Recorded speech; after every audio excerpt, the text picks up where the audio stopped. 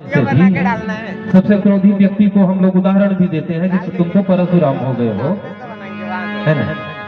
और उनके ऊपर ऐसा अगर कोई बोल दे और कितना आग बबूला होंगे जब ऐसा बोले और ऐसा बोल करके हंसने लगे। जब हंसने लगे तो परशुराम जी ने अपना खड़ग उठाया और कहा कि अपना वचन संभाल करके बोलो, मैं तुम्हारे जो है सिर को अपन तुम्हारे धड़ से अलग कर दूंगा। इसके बाद में रामचंद्र जी उठ करके खड़े होते हैं, कहते हैं प्रभु क्षमा करिए, ये छोटे बालक हैं, इनसे ज्यादा जवान लड़ाना कोई मतलब की बात नहीं है। लक्ष्मण जी कहते हैं कि यहाँ कुम्हड़ बतिया को नहीं देगी तर्जनी ना मर जाए, यानी यहाँ मैं कुम्हड़े की बतिया नहीं हूँ जो तुम उंगली दिखा दिखा करके हमको डरा रहे हो। सब सोचने लगे कि ये कैसी विडंबना है।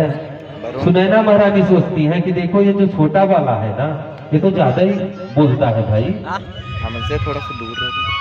अब सब डर के मारे कांप रहे हैं, थर थर कांप रहे हैं। रामचंद्र जी खड़े हुए प्रणाम किए, कहते हैं कि ऋषिवर क्षमा करिए, कोई भी हो, कोई आपका दास ही होगा जो इतने बड़े धनुष को तोड़ डाला है।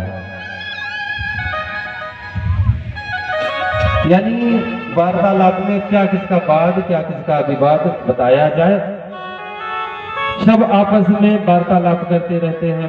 बार बार लक्ष्मण भैया क्रोध दिलाते हैं, बार बार रामचंद्र जी क्रोध को शांत कराते हैं। ये कभी फरसा उठाते हैं, कभी जो है मारने के लिए दौड़ते हैं। सब लोग, सभा के लोग थर थर कांप रहे हैं। भगवान कुल मिलाकर के ये कहते हैं कि हे नाथ, मैं क्षत्रिय हूं, हमारे पास ज्यादा गुण नहीं है, हमारे पास केवल एक गुण है, देव एक गुण धनुष हमारे। हम तो क्षत्रिय हैं, केवल युद्ध करना जानते हैं। नव गुण परम पुनीत तुम्हारे, आप ब्राह्मण हो, आप हमारे अंदर एक गुण है और आपके अंदर 9 गुण है। ब्राह्मण के 9 गुण क्या होते हैं? शब्द यानी समझने वाला, दम यानी किसी भी परिस्थिति में रास्ता को निकाल ले, किसी भी परिस्थिति में फंसा रहे अपने लिए रास्ता बना दे, समझदार होना चाहिए,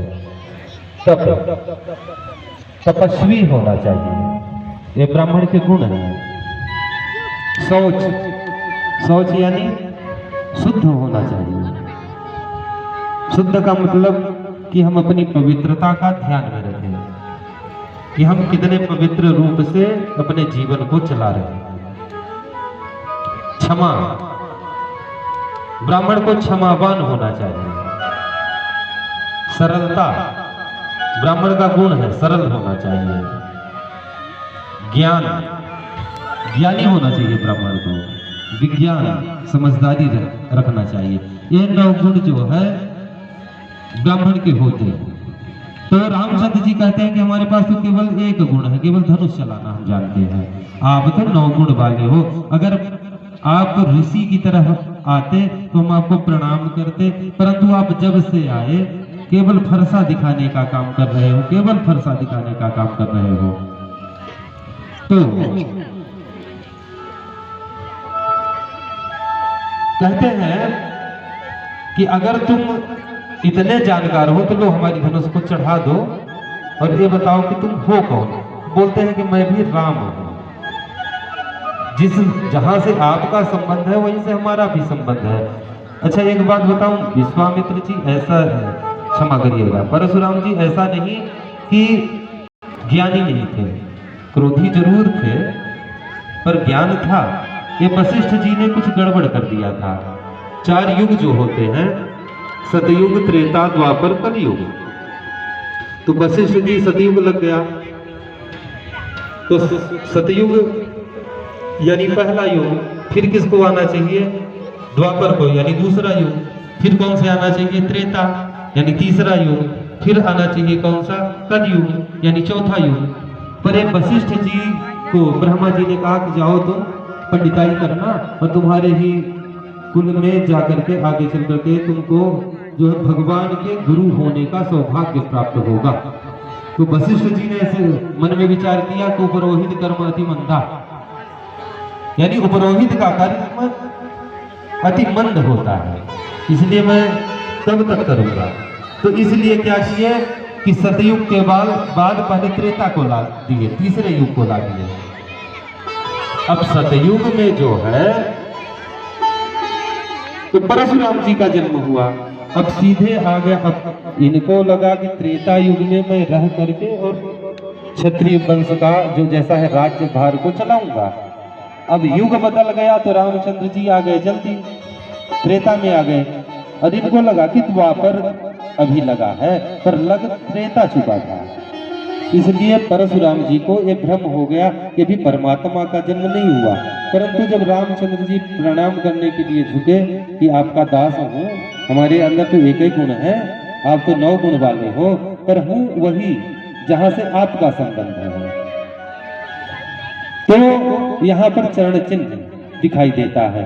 भगवान समझ जाते हैं, परशुराम समझ जाते हैं कि हो न हो ये भगवान का जन्म हुआ है।